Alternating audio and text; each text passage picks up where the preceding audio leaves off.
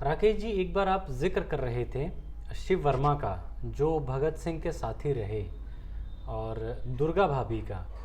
तो आपकी उनसे मुलाकात भी हुई, तो मैं इस बारे में भी जानना चाहता हूँ। आपकी मुलाकात जब हुई तो आज़ादी के संदर्भ में आपकी उनसे क्या क्या बातचीत रही, और इस मामले में आप थोड़ा बताएं।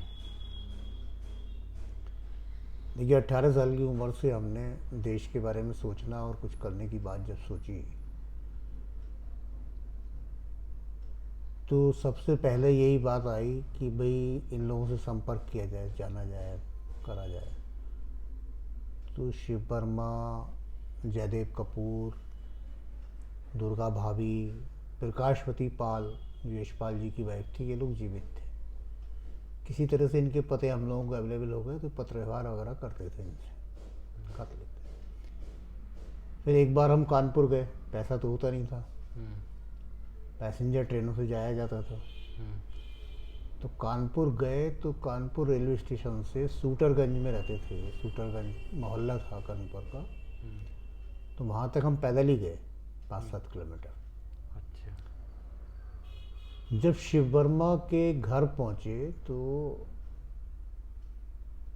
पहली मंजिल पे ऊपर कमरा था, और शिव वर्मा मतलब बिल्कुल एक साधारण से मकान में रह रहे थे, साधारण सी स्थिति में। अच्छा। और उन्होंने वहाँ हमें खिचड़ी बनाई, हम्म। और खिचड़ी खिलवाई भी उन्होंने खुद ही बना के, अच्छा। और बड़े प्रेम पूर्वक बात करी। और जब वहाँ से चले तो उन्होंने कहा पानी पी लो एक एक गिलास, क्योंकि धूप बहुत तेज़ है और लू लग जाती है, इसलिए पानी पी के घर से निकलना चाहिए। ये सीख भी थी उन्होंने। हम्म। तो शिव वर्मा जी चूँकि कम्युनिस्ट पार्टी ऑफ इंडिया से जुड़े हुए थे, सीपीएम से जुड़े थे, हम्म। और उन्होंने एक मार्क्सवाद परिचय माला करके किताब भी लिखी थी, जो बहुत साधारण शब्दों में मार्क्सवाद को समझाने की कोशिश की थी। हम्म। तो उस समय तो वो पार्टी की ही बात थी उनके दिमाग में हम्म। कि भाई मार्क्सवाद और ये पार्टी, लेकिन एक व्यक्तित्व के रूप में, यानी शिव वर्मा भगत सिंह के एक ऐसे साथी थे जिन्हें वैचारिक तौर पे भगत सिंह के बाद नंबर 2 का स्थान था। अच्छा। हाँ, और कानपुर के कॉलेज में पढ़ते थे भगत सिंह, उनके हॉस्टल में आके उनके कमरों में रहा करते थे। अच्छा। हाँ, भगत सिंह के उसमें वर्णन मिलता है कि वो उनके कमरे में आके रुके और क्या करा। और भगत सिंह ने एक किताब भी संस्मृतियाँ लिखी, जो बहुत अच्छी किताब है इस बारे में कि क्रांतिकारी लोगों की, इन लोगों की आपस की ज़िंदगी उस समय कैसे जीते थे। शिव वर्मा ने लिखी। हाँ, उसके बारे में वर्णन मिलता है, मतलब भावनात्मक जीवन क्या था। अच्छा। तो कोई उनसे ऐसी बात नहीं हुई कि भाई आज भारत में क्रांति कैसे की जाए, या आप करते थे क्या हुआ, लेकिन उनके जीवन में जेल में रहना, छूटना, हम्म। कांग्रेस का सरकार में आना, समाजवाद की बात, ये थोड़ी थोड़ी बातचीतें हुई। हम्म। लेकिन मेरा कहना, जो प्रभाव मुझ पर पड़ा कि इतने बड़े लोग, हम्म। जिनका देश में इतना बड़ा नाम भी हो चुका था भगत सिंह का, हम्म। उनके साथी ने ऐसी, जब वो वृद्ध थे, वृद्ध अवस्था में हम्म। एक साधारण से मकान में अपने हाथ से सब कुछ करते हुए जीवन अपना गुजार रहे थे, साधारण तरीके से। हम्म। और जो भी विचार उनके बन गए थे, हम्म। उस पार्टी में अपनी आस्था के साथ काम कर रहे थे, मजदूरों के बीच में, किसानों के बीच में, और वैचारिक काम कर रहे थे। तो उनके व्यक्तित्व का प्रभाव जो है वो काफ़ी पड़ा। कौन से सन की राकेश जी ये बात है जब आप उनसे मिलने गए करीब? ये 78-79 की बात होगी, अच्छा। 79 की। और जीवित तो वो कब तक रहे? 1-2 साल बाद ही मर गए। अच्छा। और दुर्गा भाभी? अच्छा, लखनऊ हम जाते थे, हमारा ऑफिस था संघर्षवाणी का जेबी मूवमेंट में, तो वहीं आगे को उनका एक स्कूल था, लखनऊ मॉन्टेसरी स्कूल, उसमें दुर्गा भाभी चलाती थी उनसे स्कूल को? हाँ, तो वहाँ उनके स्कूल में जाके जब उनसे मुलाकात की, तो एक बात का तो हमें झटका लगा कि वो अंग्रेजी मीडियम स्कूल है, कॉन्वेंट टाइप। अच्छा। हाँ, लेकिन फिर हमने सोचा चलो जीविकोपार्जन के लिए तो कुछ ना कुछ आदमी करता ही है। हम्म। तो उनसे वहाँ बातचीत हुई मिलने पे। हम्म।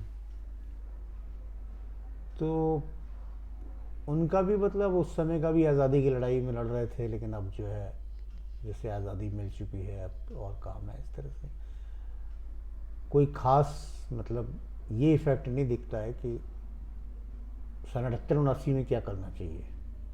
ठीक। हाँ, तो वो जीवन जीने की ही बात हो जाती है, मतलब जीवन चल रहा है अपना, ठीक है, क्रांतिकारी जीवन था, हम्म। लेकिन अभी एक नॉर्मल जीवन है। लेकिन शायद जितना हम उनसे प्रेरित हुए होंगे उससे ज़्यादा उन्हें इस बात का लगा कि भाई इतने कम उम्र के नौजवान जो है हमारी विचारधारा और हम लोगों को मानते हुए मिलने के लिए आ रहे हैं, घूम रहे हैं, जो भी हो।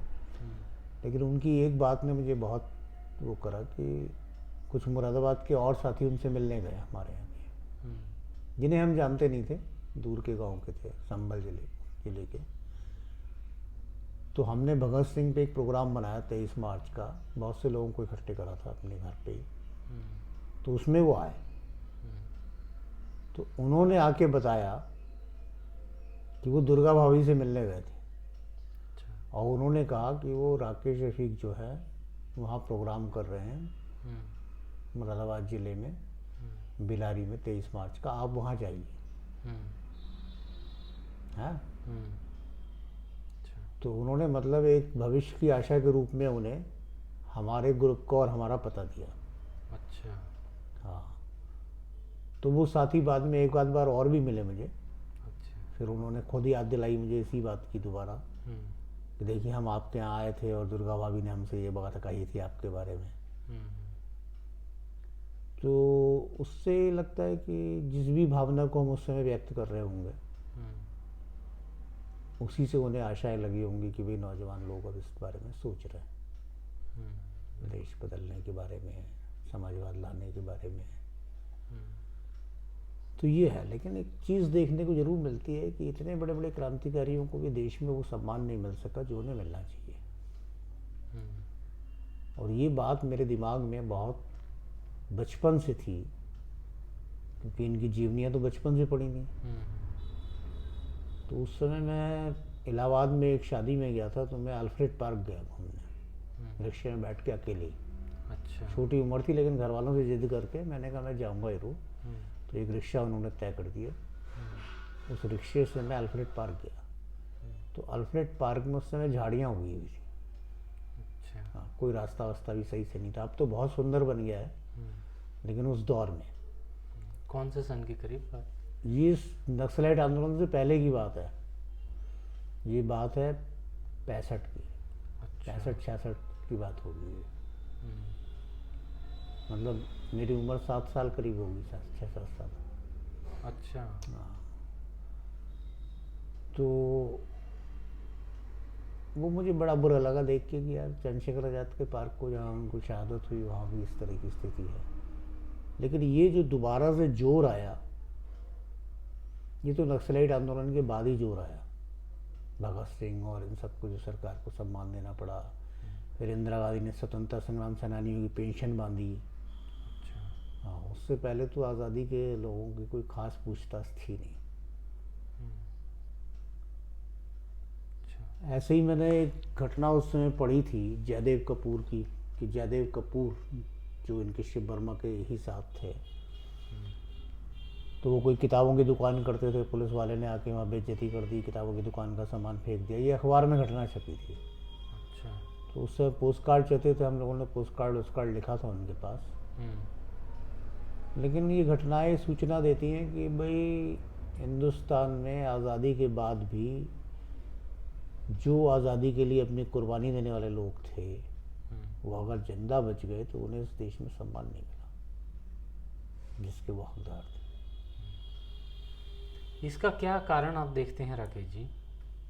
इसका कारण ये देखते हैं कि भाई हमारी स्वतंत्रता जो है वो जिस तरह से भगत सिंह कहते थे कि समझौते के तहत मिलेगी, तो समझौते के तहत ही मिली।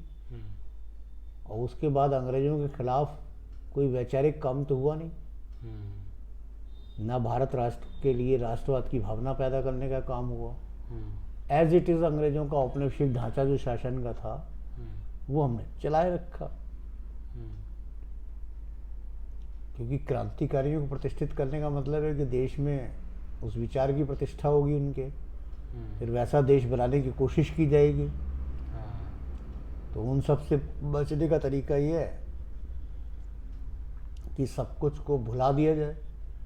तो मैं समझता हूँ कि जब तक देश में नक्सलवादी आंदोलन और 74 का बिहार आंदोलन जैसी बड़ी घटनाएं नहीं हुई, जब तक भुला देने का ही क्रम चल रहा था, अच्छा। उन आंदोलनों ने जब झिड़ोड़ दिया तो ये आवश्यकता हुई कि भाई इन लोगों को महत्व दिया जाए। तो थोड़ा थोड़ा महत्व मिलना शुरू हुआ। बात अब आप देखिए, राम प्रसाद बिस्मिल के हम गए देखने शाहजहाँपुर में, तो वहाँ कोई स्मारक नहीं बनाया गया, मगर अशफाकुल्ला खां का घर भी है वहाँ पे, वैसे ही राम प्रसाद बिस्मिल का भी है, बस एक चौक में मूर्ति वूर्ति लगा दी गई। बिस्मिल की बहन जो अपनी हथियार जो है अपनी जांघों पे बांध के ले जाती थी एक जगह से दूसरी जगह पहुंचाने के लिए, अच्छा। वो आज़ादी के बाद बहुत समय तक जीवित रही। अच्छा। हाँ, लेकिन मोहल्ले वाले बताते हैं कि वो नहीं, खाने पीने की प्रॉब्लम थी, दिक्कत थी, अभावों में ज़िंदगी थी, फिर कहीं चली गई अचानक छोड़ छाड़ के। अच्छा। तो ये तो हुआ इस देश में। बहुत दुखदायक लगता है सुन के।